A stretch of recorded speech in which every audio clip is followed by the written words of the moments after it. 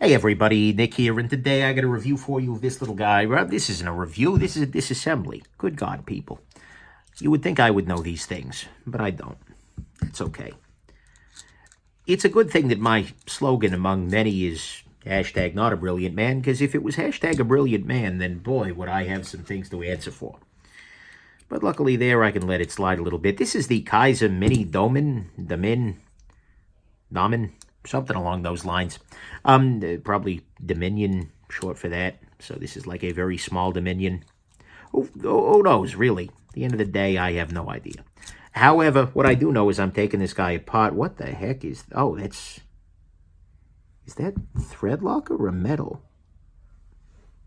Let's see. There's a part that just came out of that, and let's see if it's... Oh,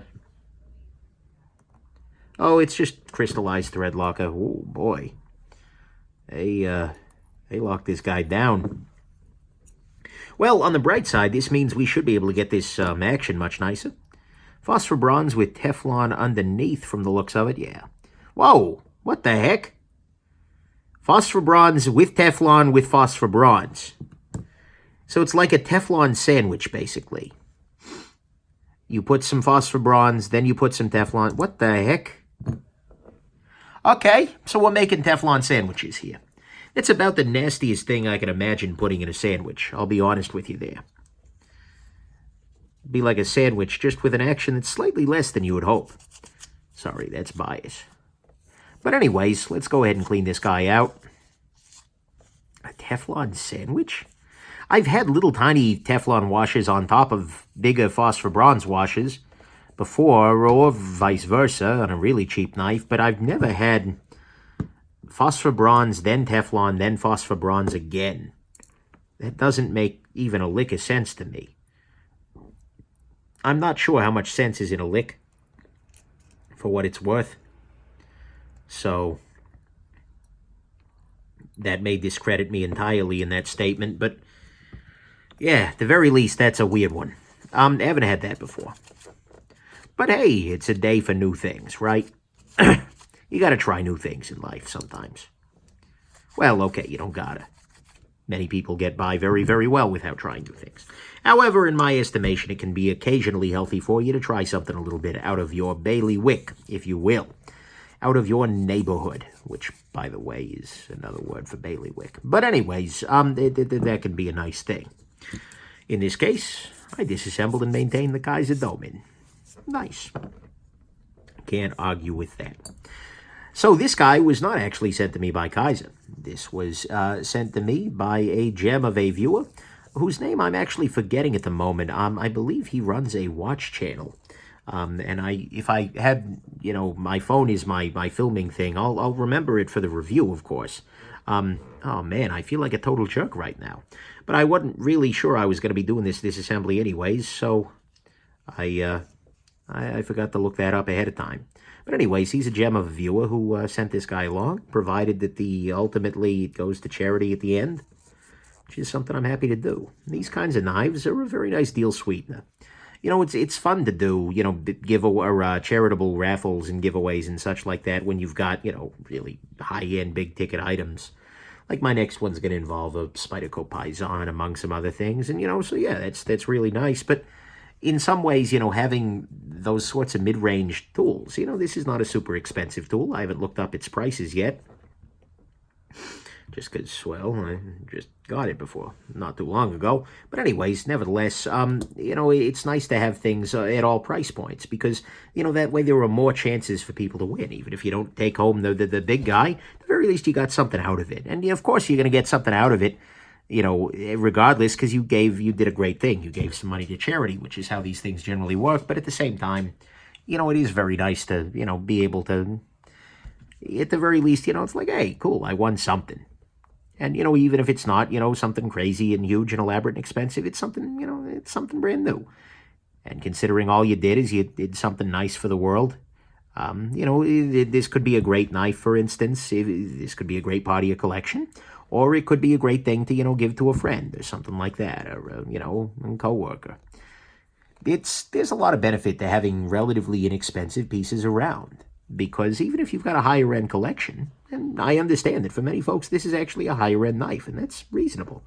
But nevertheless, you know, no matter your collection, it's always good to have some knives around that are sort of at that level where you wouldn't feel particularly bad, or in fact, you might feel very good about, you know, using it as a gift for somebody, just kind of off the cuff.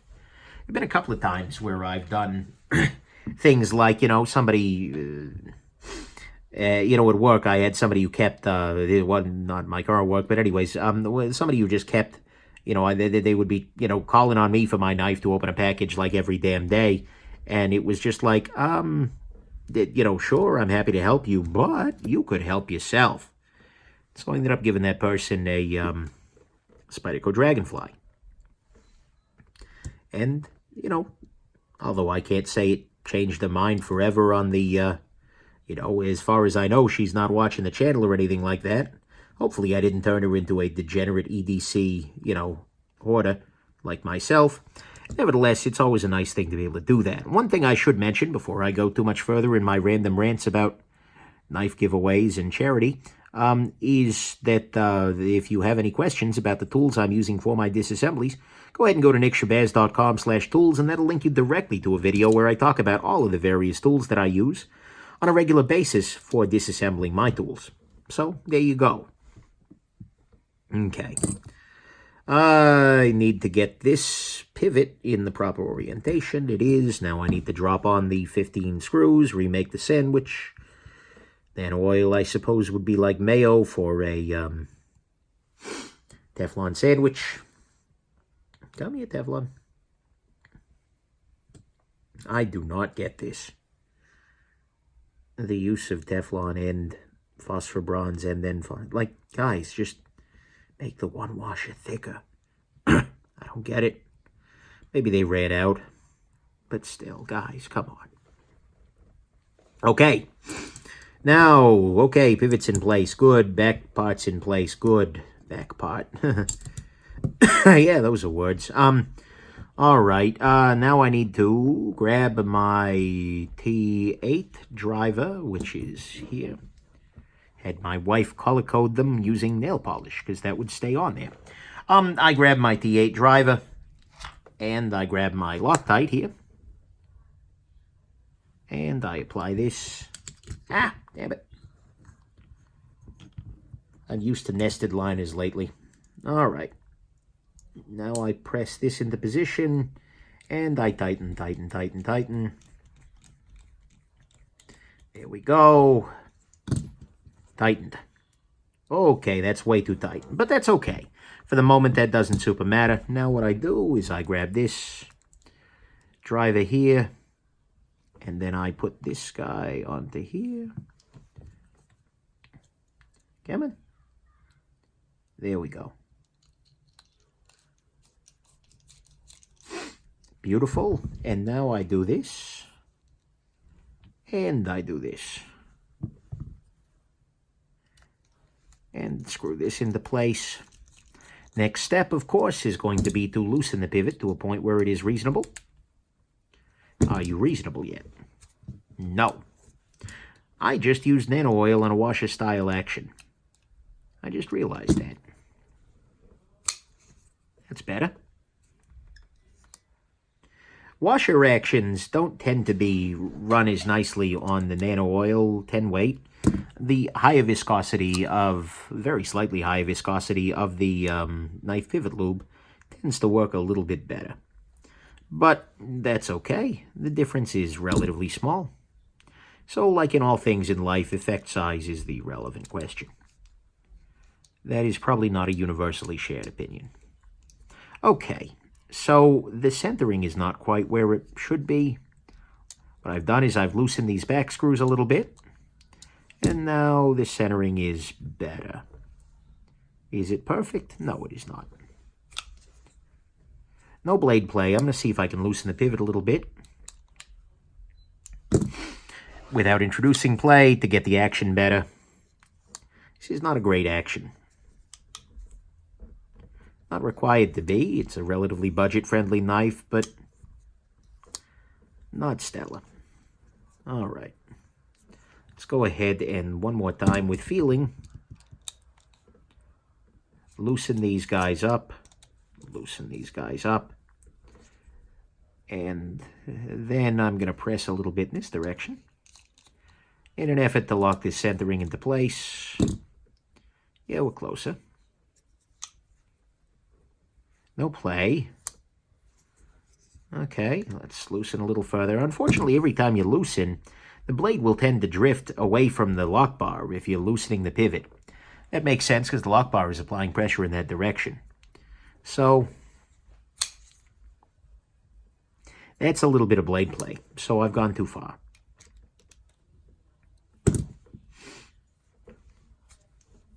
Okay, that's way too tight. Ugh.